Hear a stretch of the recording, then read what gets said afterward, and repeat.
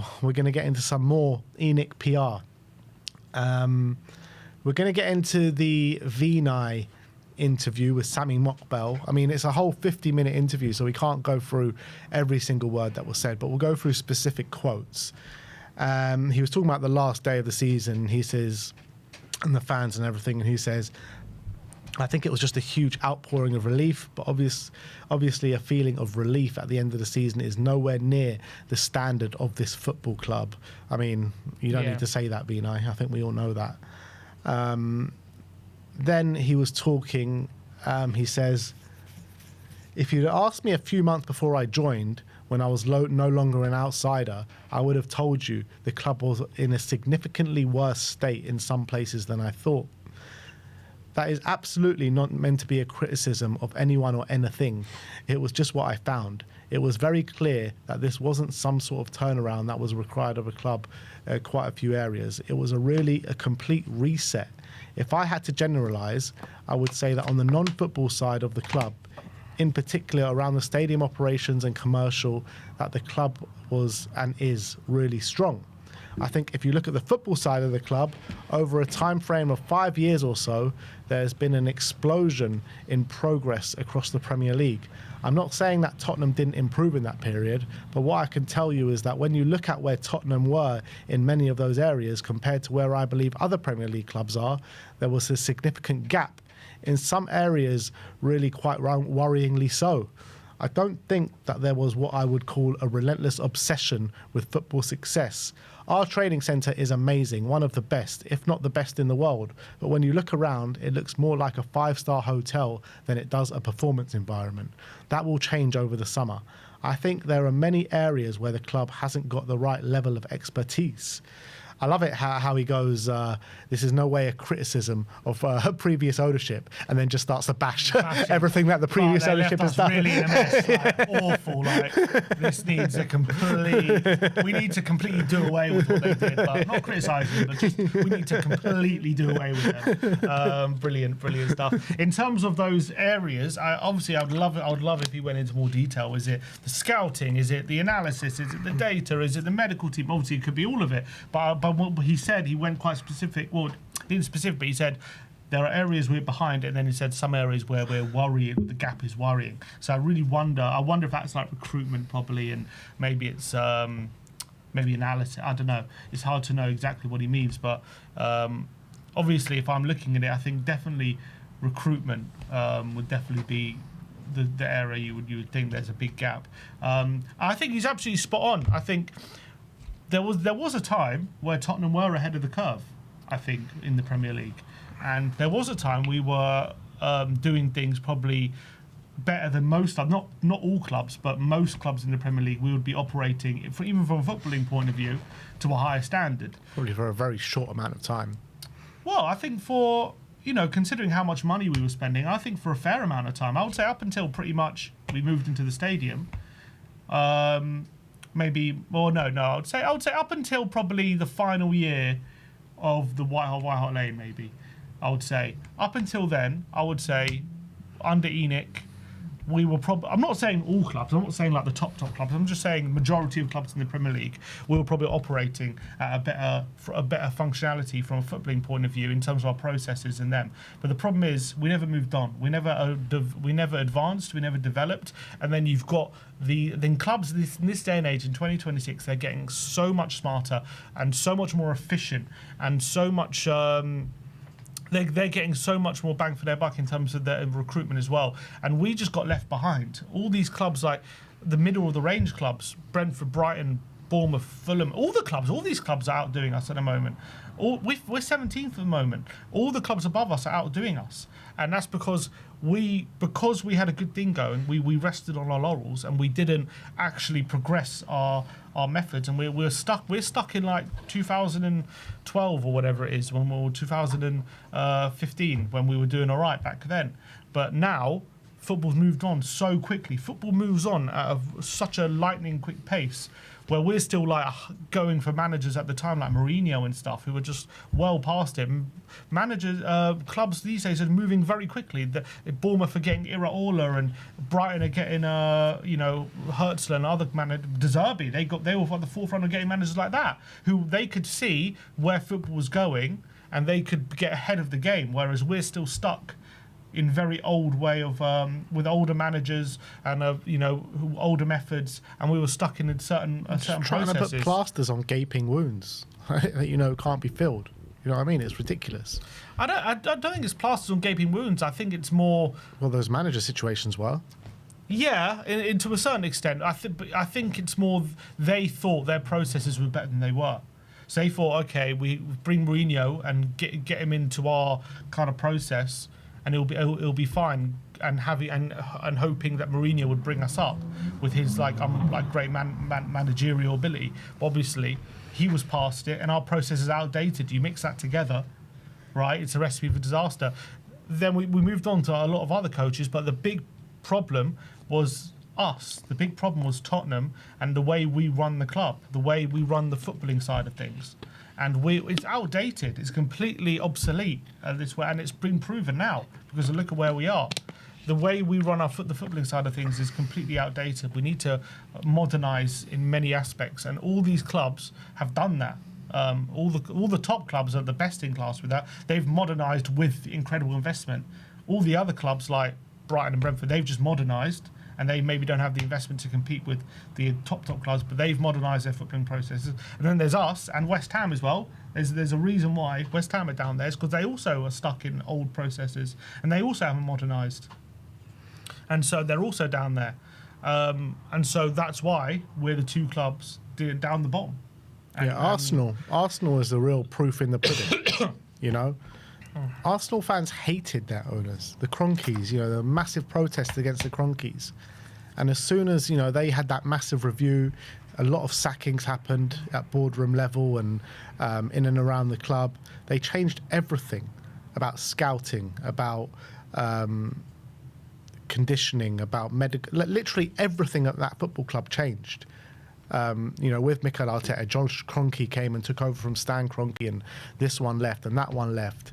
And you could see they modernised their approach and they got significantly better over a space of time. The problem is, this isn't the first time we've heard this from our ownership. I remember, I think it was 2 years ago, we heard Spurs are now going in a data-led approach. They're going to modernise this and that. And that turned out to be that will go worse after that, if we're being honest. The problem is you need to know how to modernise. You need to know what to do, what operations to put in. You need the expertise. That's why he's saying, Vinai, I think in a lot of the departments we don't have the right experts who are at the forefront.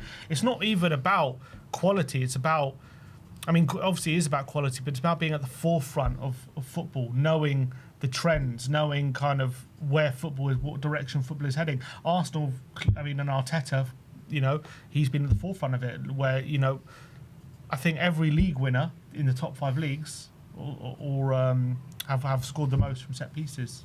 And he knew, and clearly he's been in the forefront of that. And that, he's adapted to what football has become each season. Pep was obviously brilliant at that. But we need people who are aware of these things. And we thought Frank was the guy, but that was a horrendous appointment. We don't know what direction to go in. And hopefully we've got it right this time. But I don't know if these guys know how to modernise. That's the problem. We need the right experts. Absolutely. Then he says, I understand the frustration around supporters. I think Tottenham supporters have been frustrated for some time. This is 2 17th place finishes in a row. It's clearly not good enough. I think that the rationale, normal, sensible, and is what we would expect from supporters. The club had serious challenges that it needs to address on the football side. We know what those are. We are addressing them. We are fixing them.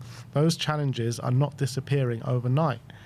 They build up over many years. I wish I could wave my magic wand and fix them overnight, but that is not possible. It takes some time to fix those issues. So I have complete confidence in what we're doing, how we're doing it, but supporters are rightly impatient, so I have to weather that storm. You can say that you're fixing it and you're doing this and you're doing that, and you know the problems and you know the way to get out of this mess, but I mean, why should we believe these guys? What is it about these guys that makes us, why should we believe them? There's no reason to believe these guys at all. Look, the reality is he can say what he wants, but the decisions he has made have been horrendous from a footballing point of view. It's got nothing to do with these things take time. I don't disagree. These things do probably take a bit of time to fix and to get right and to get the experts in and to reap the benefits. But you've got to start seeing little bits of progression, and the decisions he's made with Frank, with the transfer market, with Igor Tudor, all these decisions have been massively detrimental to this football club and to the footballing side of this football club. So for him to sit here and suggest, it's just because these things take time. So, but you went through a whole 30-point process to hire Thomas Frank, and you brought him into this football club, and he was an absolute disaster. So was that just because that needed more time then? Like, your decisions was because it was a bad decision. It's not because that decision needed more time or his decisions need more time. It was a bad decision he made because he doesn't have the quality to understand what a good decision would be in that scenario, because he went in a completely awful direction. He then got Igor Tudor, which was another horrendous decision. He then was probably part of the process that led to one signing in January when we were in the midst of a massive injury crisis. Another horrendous decision. Is that all just is all those bad decisions just because all these things need time to settle in? Is that why? I don't buy that. I don't buy it either. It's ridiculous. So basically what he's telling us is that, don't expect anything anytime soon. So we can just forgive all the bad decisions he makes because, all these things take time. Is that what he expects from us? Don't expect anything anytime soon, people. I'm going to continue to make awful decisions because in time, I'll start making good ones. Yeah.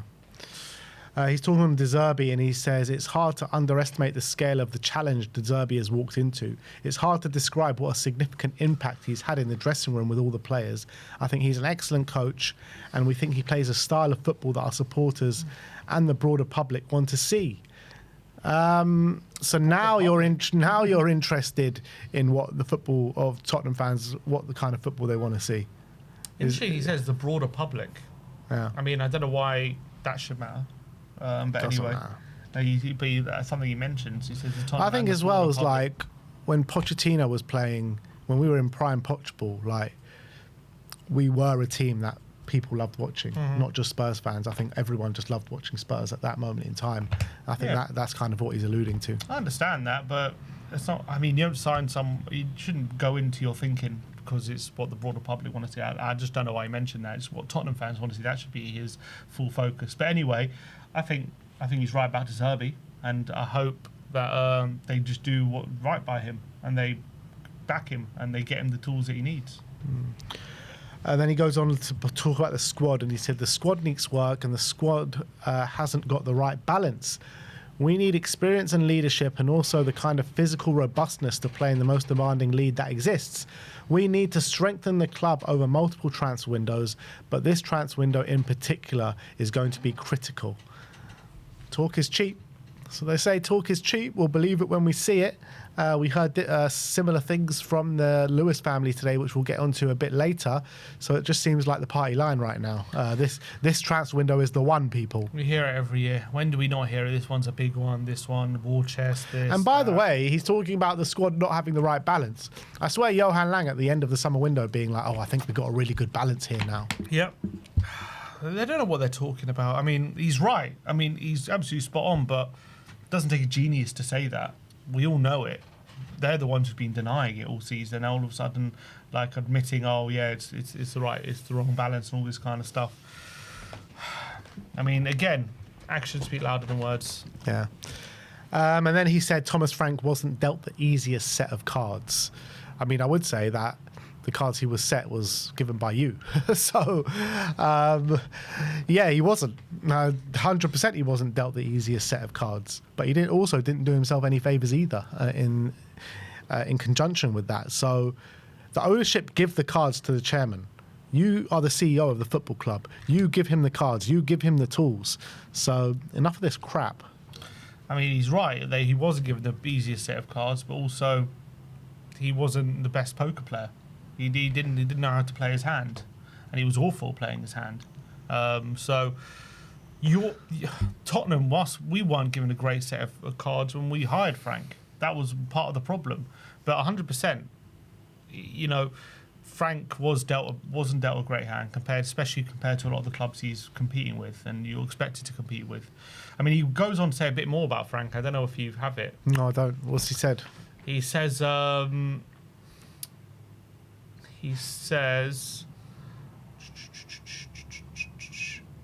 It was because he was obviously all the criticism about them waiting too long to get Frank. He says there's been plenty of coverage that the club was passive during that period, in terms of the period between January and February, whether we were to decide when to sack Frank. He said there was a lot of coverage that the club were passive during that period, and that absolutely was not true. He said, kind of defending his position. Venkatesh confirmed to BBC they tried to entice De Zerbi, who was leaving Marseille, to become the club's full-time head coach after Frank was dismissed. He said, obviously, we were disappointed when it became clear that we wouldn't be appointing Roberto on a permanent basis in February. We were then in the interim market, which is generally not the broadest. There were a number of reasons why Igor was selected. He had the managed in very high-profile, high-pressure environments. We didn't want somebody that was going to wilt under the pressure. He has a history of making immediate impacts. He has managed big clubs. He has quite a different personality to Thomas, and we felt like something different was needed. But of course, we were really aware of no Premier League experience and the risk that it was. Absolutely, it didn't work out. I think it's very clear it didn't work out, and I don't think that is a question. I don't think anybody would argue about anything else. To be fair, what he's saying there is what we were saying when we did hire Igor Tudor. He goes into clubs, he makes an instant impact, and he saves them. Yeah, that was that was his record in Italy, to be fair. I understood the logic, but the reality is when it comes to the De Zerbi thing, I think the reality is they thought about De Zerbi a few times and they didn't go for him. So there was clearly, for some reason, doubt on De Zerbi, for whatever reason previously, about whether to actually hire him full-time, because they've always gone in another direction. So when the time came when Frank was sacked and De Zerbi just happened to be available, I don't think he was sacked because De Zerbi became available, he just happened to be. Were they going full force for De Zerbi in those talks? I mean, Did they offer him a 5-year deal? He was out of a job when Igor... Oh, you're talking about when Frank was sacked? I'm saying when Frank was sacked. They're saying, we missed out on him. We tried to get him, but we missed out on him. So they're implying, we tried our best. But did they offer him the 5-year deal? Did they offer him the third highest paid manager? All these things. My gut feeling says they didn't, because we know that they weren't really sure about him before then. And at that point as well, they maybe weren't as desperate and thinking we'd still probably get out of it and we could just probably ride out to the end of the season and maybe get Pochettino. I think that was broadly the thinking. I think if they had truly realised how much trouble we were in, I think we could have got De Zerbi even then. I think if we offered him what we offered him in April, or whenever we got him, end of March, April, I think there's a good chance we could have got him if we offered that deal. It's hard to know, isn't it? It's hard to know. That's my gut. I don't think we offered him the deal that we offered him now. It's hard to know because he literally, I think he left Marseille, day before Frank got sacked or something. Yeah. Crazy like that. Okay, but we've seen it before where, you put an assistant in charge for a game or two and then you got the guy lined up. You could have done that. You could have. It doesn't have to come in the next day. You could come in a week or so. But we obviously how many games was Tudor even in charge for? Games? 6 games. He came in 6 weeks. Two Champions League games and 5 league games. I think it was. So 7 games altogether. So he ended up coming 6 weeks later. I think it was. And obviously at that point we were very desperate and on the brink. So I just get the gut feeling that they weren't as desperate to get De Zerbi in the first time. But I mean, we all got the thinking of Igor Tudor at the time, though. That's the thing. So I didn't. Yeah, you did. You said it was going to be a good appointment. No, I said if it was up to me, I'd go all out for De Zerbi. Yeah, but when we got him in, you said it was a decent appointment. I mean, I was trying to rationalise it. We said we didn't know. We said we can understand the logic, but we have no idea if how this is going to turn out because. Yeah, but we were looking at his history and we were looking at what he's done at previous clubs, and he's always made an instant impact. Yeah, he has in Italy. Yeah, he has. I think there was logic to it. I'm not saying there was completely no logic to the appointment in the circumstance. I'm just saying at the time I said, if it's up to me, I wouldn't go for an interim. I think we need someone the players can really buy into right now, and I would just chuck the book at De Zerbi. And I don't know if they did. Maybe he did. Maybe I'm wrong. I don't think they did chuck the book at him. Yeah. No. I agree with you. You know what I mean? So look, if they did offer him the 5-year deal and the massive payback, and he still said no at that point, fair enough. But I don't think they did. That's my gut feeling. Look, I think they were just thinking we'll ride the season out and we'll get him or Pochettino at the end of the season. That's it. Exactly. I think that's what they were thinking. I think they did contact De Zerbi, and I don't think he's lying. I just don't think they offered him the deal that they offered him when they became really desperate. Yeah.